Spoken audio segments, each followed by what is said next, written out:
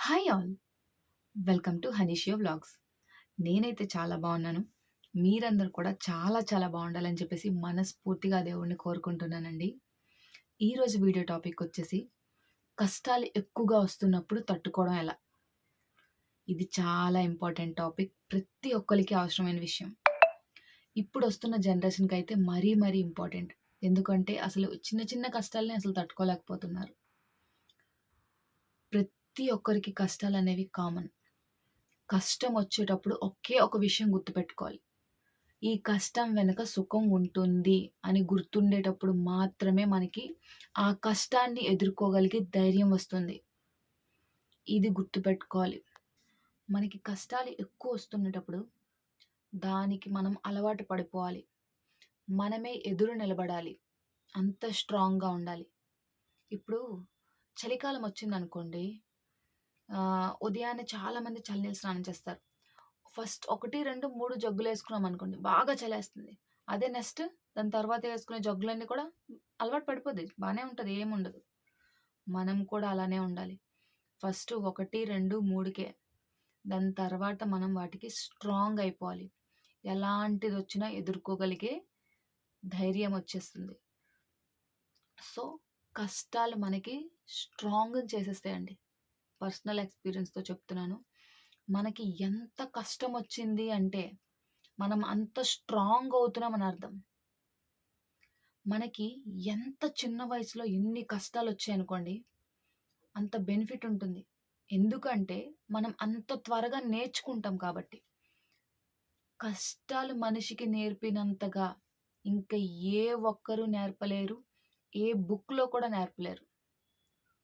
So, కష్టాల ద్వారా, జీవిత అనుభవాల ద్వారా మనం చాలా నేర్చుకోవచ్చు. ఇది చాలా ఇంపార్టెంట్ పాయింట్. మనకి కష్టాలు ఎక్కువ ఉన్న టైంలో, ఇది చాలా టఫ్ టైం అని మనకు తెలిసిన టైంలో చాలా సైలెంట్‌గా ఉండాలి.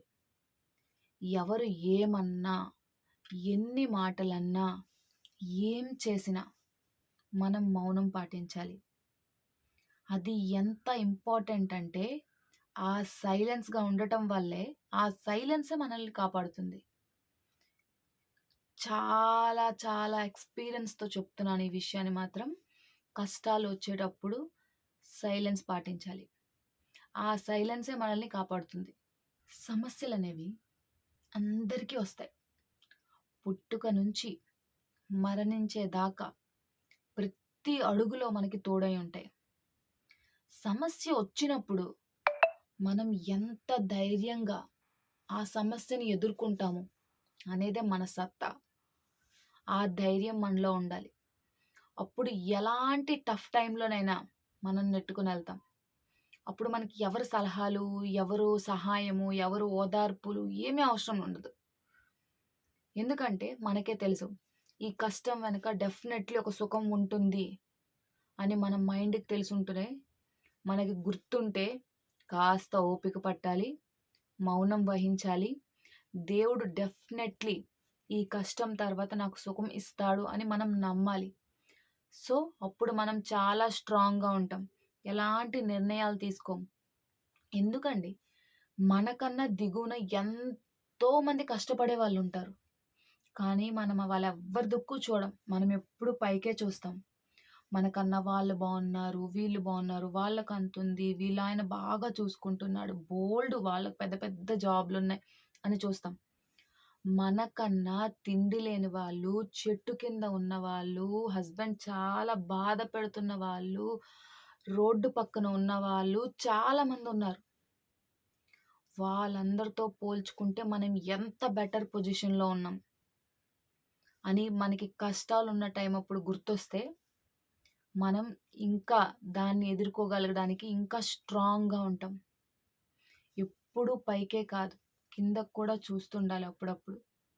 అప్పుడు లైఫ్‌లో ఎలాంటి సిట్యుయేషన్స్ వచ్చినా మనకి చాలామంది ఈ సూసైడ్స్ అవన్నిటికి వెళ్ళిపోతారంటే కారణం ఇదే. వాళ్ళకి తెలీదు, తట్టుకోలేరనమాట.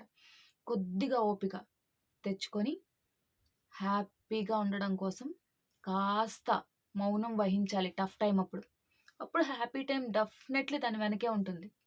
మనం ఎలా ఉండాలంటే మనకి పలాంది కావాలి, అదే కావాలి అనే మైండ్ సెట్‌తో ఉండకూడదు. అది జరిగినా ఓకే. జరగకపోయినా ఓకే. అది వచ్చినా ఓకే. రాకపోయినా ఓకే. అది మన వల్ల కాదు అని ఆశపడి బాధపడడం కన్నా ఆ! వస్తే సంతోషం. రాకపోయినా సంతోషం అని విడిచిపెట్టే take it easy mind set ఉండేటప్పుడు పెద్ద కష్టపడము. మనకు రాసిపెట్టుంటే వస్తది. లేదంటే లేదు. సో, అంతే టేక్ ఇట్ ఈజీగా విడిచిపెట్టేయాలి. అలాంటప్పుడు ఎక్కువ బాధపడం. చాలామందేంటంటే నాకదే కావాలి, అలానే జరగాలి అని ఫిక్స్ అయిపోతారు. అది జరగకపోయినప్పుడు ఏంటంటే, ఫీల్ అయిపోతారు, చాలా బాధపడతారు, డిప్రెస్ అయిపోతారు. మనం అలా ఉండకూడదు. జరిగితే సంతోషం, జరగకపోతే ఇంకా సంతోషం. దానివల్ల మనమేం నష్టపోతామేమో, సో, అందుకే జరగలేదు అనే మైండ్ సెట్‌తో మనం ఉండగలిగితే ఎంతటి కష్టాన్నైనా తట్టుకోగలం. ఒకటండి, కష్టం వచ్చేటప్పుడు సైలెన్స్ పాటించండి. ఆ కష్టం వెనుక సుఖం ఉంటుందని గుర్తుపెట్టుకోండి. ఈ 2 పాయింట్లు గుర్తుంచుకున్నా హ్యాపీగా ఎంతటి కష్టమొచ్చినా సరే స్ట్రాంగ్‌గా నిలబడతాం. ఆ కష్టం తర్వాత సుఖంగా ఉంటుంది. మన లైఫ్‌లో వస్తుంది కంపల్సరీ డెఫినెట్‌గా. హ్యాపీగా ఉంటాం. హ్యాపీగా ఉండడానికి ఎప్పుడు ట్రై చేస్తూనే ఉండాలి లైఫ్‌లో. మీరిక్కడి వరకు నా వీడియో చూసారు అంటే, నేను చెప్పింది మీకు అర్థమైందనుకుంటాను. ఒకవేళ ఏదైనా పాయింట్ అర్థం అవ్వకపోతే నాకు కింద కామెంట్ చేయండి. మీ కామెంట్‌కి నేను కంపల్సరీ రిప్లై ఇస్తాను. ప్లీజ్ సపోర్ట్ అవర్ వీడియోస్ అండి. Please like, share and subscribe. Thank you. Bye bye.